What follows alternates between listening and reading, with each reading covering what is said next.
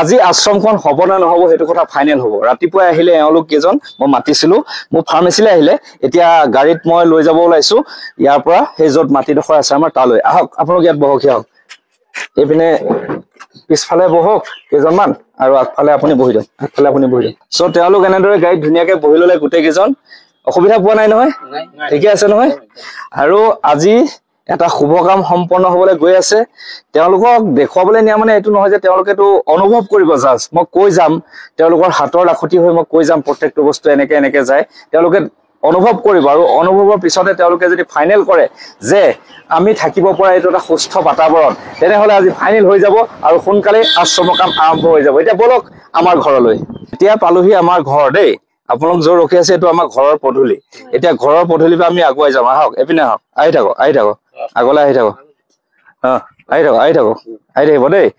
মোৰ ঘৰৰ পৰা মানে লগতে লাগি আছে মাটিডোখৰ, ঠিক আছে? আমি আমাৰ ঘৰটো আৰু বাৰীখন একেলগে লাগি আছে। আপোনালোকে যিহেতু দেখা নাপায় সেইবাবে আপোনালোকক অনুমানটো কৰি দিছো। সেইডোখৰ আমি এতিয়া ঘৰৰ পৰা খোজকাঢ়ি আহি আছো। আশ্ৰমৰ মাটিডোখৰ কোনডোখৰ পৰা আৰম্ভ হ'ব আপোনালোক কৈ দিম। আপোনালোকে যিহেতু খোজ হিচাপ কৰে ন, সেই খোজৰ হিচাপত আপোনালোকক দেখাই আছো। আহক, আহি থাকক।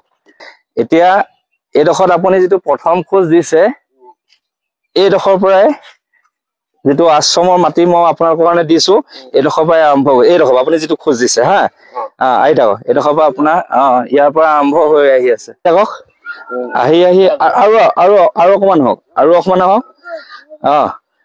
আপুনি যিটো খোজ আপোনাৰ এইডোখৰত দিছে, এইডোখৰতে তাৰ বহলটো শেষ হৈছে, হা। 40 ফুট মান বহলটো শেষ হৈছে, ঠিক আছে? এতিয়া আমি দীঘলে যাম। দীঘলে কেনি যাম আপোনাক কৈ আছো। এইপিনে এতিয়া আপুনি এনেকে সোমাই আহক দেই। এইপিনে সোমাই আহক। মোৰ মাতটো শুনি আছে, মোৰ মাতৰ মতে আহি থাকক দেই।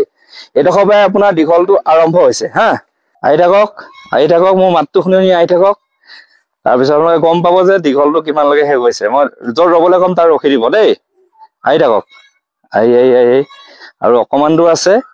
অলপ দেৰৰ পিছতে দীঘলটো শেষ হবলৈ গৈ আছে। আহক, আগলৈ আহক, আৰু অকমান আহক, আৰু অকমান আহক। বাছ বাছ, এইডোখৰতে আপোনালোকৰ মাটিডোখৰৰ দীঘলটো শেষ হৈছে। অনুমান কৰিলে মাটিডোখৰ কিমান বহল আহল? 20-40 মান পালো বহল। 56 মান ধৰিছো আৰু। দীঘল পাইছে, দীঘল পাইছে ন? মানে যিহেতু তেওঁলোকে চকুৰে নেদেখে, গতিকে তেওঁলোকক মই অনুভৱ কৰাইছো। এনে কেনেকুৱা লাগিছে পৰিৱেশটো? ঠিকে আছে ন?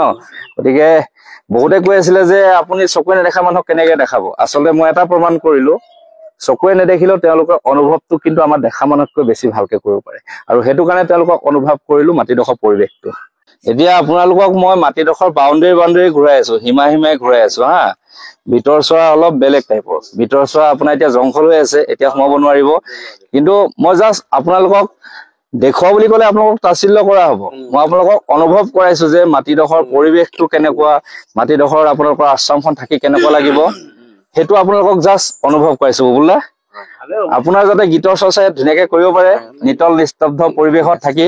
আমাৰ এখন আশ্ৰম হ'ব লাগিব, যিখন আশ্ৰম মানে একচুৱেল আশ্ৰমে হ'ব লাগিব, বুজিছেনে? বোলা তামোল গছ এইবিলাক চব কাটি দিয়া যাব আপোনালোকৰ কাৰণে এইখিনি মই ত্যাগ কৰিম, হা। ইয়াত বহুত তামোল গছ আছে, অজস্ৰ তামোল গছ আছে, কিবা বেলেগ গছো আছে, বহুত গছ আছে, মূল্যৱান গছ আছে। কিন্তু তেওঁলোকৰ জীৱনতকৈ এই গছ, তামোল এইবোৰ মূল্যৱান হ'ব নোৱাৰে। গম পাইছেনে? আপোনালোকৰ জীৱনটো বেছি মূল্যৱান। আপোনালোকে এনে ভাবিছেনে যে এইডোখৰত আমাৰ থাকি ভাল লাগিব বুলি? লাগিব ন? সেইখিনিয়ে কথা। আৰু আছে কথা। এতিয়া আমাৰ ঘৰলৈ নিম বোলে আপোনালোকক। আহক, এতিয়া আহক আমাৰ ঘৰখনলৈ, যিখন ঘৰক মই একচুৱেলি মন্দিৰ বুলি ভাবো, যিখন ঘৰতে মই চিন্তাধাৰাবিলাক আৰম্ভ কৰো, বুজিছে? এতিয়া মই আপোনালোকক কৈ দিছো, এইডোখৰ আপোনালোকে নেদেখিব পাৰে, কিন্তু চাইডত যিডোখৰ আমাৰ মাটি লাগি আছে, সেইটো প্লট মোৰ কাৰণে বুলি নহয়, মানুহৰ কাৰণে ৰাখিছো। এই আশ্ৰমখনততো সৰু কেঁচুৱাও আছে ন? এই কেঁচুৱা ল'ৰা ছোৱালী বিলাকক পঢ়াম ইয়াত। মই এখন স্কুল খোলাৰ লগতে এখন চাইল্ড গাৰ্ডেন খুলিম ইয়াত। ইয়াত বেলেগ ল'ৰা ছোৱালী পঢ়িব, বেলেগৰ পইচা দি এডমিশ্যন দি পঢ়িব। ক্লাছ 5লৈকে স্কুল যিহেতু খুলিম ইয়াত মই। আৰু তাত আমাৰ আশ্ৰমৰ যিসকল সৰু সৰু কেঁচুৱা ল'ৰা ছোৱালী থাকিব, তেওঁলোকৰ কাৰণেও আমি পঢ়াটো আমি ফ্ৰী কৰিম, হয় নাই? কেনেকুৱা হ'ব? ভাল হ'ব। এতিয়া বলক, ভাল লাগিছে নে? বঢ়িয়া বঢ়িয়া। এতিয়া আহক, এইটো আমাৰ ঘৰলৈ সোমাই আহক। এতিয়া আপোনালোকৰ ঘৰটো সোমাতে প্ৰথম চিনাকি কৰিছো, এয়া হ'ল মোৰ দেউতা। দেই। এয়া মাটি মোৰ মাটি বুলি কলে নহব, এয়া দেউতাৰ মাটি। দেউতাইহে এইখিনি চিন্তা কৰিছে, চাপোৰ্ট কৰিছে, বুজিছে। এজন আপোনাৰ চাইডত ৰখি আছে এইপিনে দেউতা, আৰু এয়া ওপৰত ৰখি আছে মা। আহক সোমাই আহক, এইপিনে আপুনি আহক, 5 কোচ আহক, আহি থাকক। মা ৰখি আছে, আহক এইপিনে আহক, পাৰিব। তেওঁলোকৰ অনুমান আছে, তেওঁলোকৰ খুলিব নালাগে, আপুনি পিন্ধক আৰে চেণ্ডেল টেণ্ডেল একো নুখুলিব, আপুনি আহক না, আহক আহক। আজি আমাৰ ঘৰলে ভগৱান আহিছে, ভগৱানে চেণ্ডেল খুলি নাহে না। বহক, এইপিনে সোমাই আহক দেই, এইপিনে যাওক, এইপিনে ধুনীয়াকে সোমাই আহক। চ' মোৰ ঘৰত আহিলে তেওঁলোকক যি অতিথি আপ্যায়ন কৰিব পাৰিছে তেনে নোৱাৰিলো, যিখিনি পাৰিলো আৰু সেইখিনি কৰিলো, যাতে অসন্তোষ নহব। আৰু ডাঙৰ কথা হ'ল ফাইনেল কৰিলে যে তেওঁলোকে ইয়ালৈ আহিব আশ্ৰমলৈ। খুব ভাল লাগিছে, আৰু কথা দিছো অতি সোনকালে তেওঁলোকৰ আশ্ৰমৰ কাম আৰম্ভ কৰি আছো, সকলো চাফা হব। এওঁলোকে যিখিনি কথা কলে সেই কথাখিনি যদি আপোনালোকক জনালোহেঁতেন নহয়, এই চকু থকা কিছুমান মানুহৰ কাৰণে আপোনালোকক খং উঠিলেহেঁতেন। এওঁলোকক এতিয়ালৈকে যিমানে ঠগিছে চব চকু থকা মানুহে। এজন মানুহে মাটি দিম বুলি তেওঁলোকৰ পৰা বহুত টকা খাই দিলে, হয়নে? ক'ত আছিলে? চিৰাং ডিষ্ট্ৰিক্টত। সেইজনে যদি মোৰ ভিডিঅ'টো চাই এইকেইজন মানুহক ঠগিছে ন, তাৰ পাপৰ ফল আপোনালোকে পাব। আৰু আপোনালোকৰ কোনোবাই 45,000 টকা খালে ন, পইচা খালে 45,500 টকা এই মানুহকেইজনৰ পৰা খাইছে। আচৰিত কথা। মাটি দিম বুলি বহুতে প্ৰলোভন দিলে, কোনেও নিদিলে, হয়নে? চবে মাত্ৰ আপোনালোকক প্ৰলোভন দিয়ে, তাৰপিছত আপোনালোকৰ পৰা 2 টকা মেটেল কিনিব লাগে বুলি পইচা লয়, তাৰপিছত আপোনালোকক ঠগি দিয়ে ন। কি আচৰিত এই চকু থকা মানুহ কিছুমানক কৈছো, যিসকলে এওঁলোকক ঠগিছে। এই ভিডিঅ'টোৰ দ্বাৰা মই আহ্বান জনাইছো আপোনালোকৰ যদি মানৱীয়তা আছে, এই মানুহকেইজনৰ এটা পইচা যাতে ঘূৰাই দিয়েহি, অনুগ্ৰহ কৰিছো। মই এইকেইজনৰ কাৰণে, মই নহয়, মোৰ দেউতা মই মিলি মাটি দান কৰিছো আশ্ৰমৰ বাবে। অতি সোনকালে আশ্ৰম হৈ আছে। এখন আশ্ৰম নহয়, মন্দিৰ হব। ইয়াত আশ্ৰমৰ লগত ইয়াত সংগীত হব, বুবুলদাৰ বাবে সংগীত অনুষ্ঠান হব, এটা বেণ্ড হব, আৰু তেওঁলোকৰ সংস্থাপনৰ বাবে এটা জোতা চেণ্ডেল বনোৱা ফেক্টৰী হ'ব। তাৰ পৰা কি বনোৱা, ডিছ বনোৱা ফেক্টৰী তেনেকুৱা হ'ব। সকলোবিলাক হ'বলৈ গৈ আছে। কিন্তু এতিয়ালৈকে যাৰ দৃষ্টি থাকি এই দৃষ্টিহীন মানুহকেইজনৰ পইচা খালে, তেওঁলোকক মই কৈছো তেওঁলোকৰ ওচৰলৈ আহি পইচা ঘূৰাই দিয়কহি, অনুগ্ৰহ কৰিছো আপোনালোকক। কিন্তু মই অতি সোনকালে তেওঁলোকৰ আশ্ৰমৰ কাম আৰম্ভ কৰি আছো। মই বুলি নহয়, আমি সকলো মিলি কৰিম। মই হাতৰ লাখতি হৈ তেওঁলোকক আগুৱাই নিম, কথা দিলো আপোনালোকক।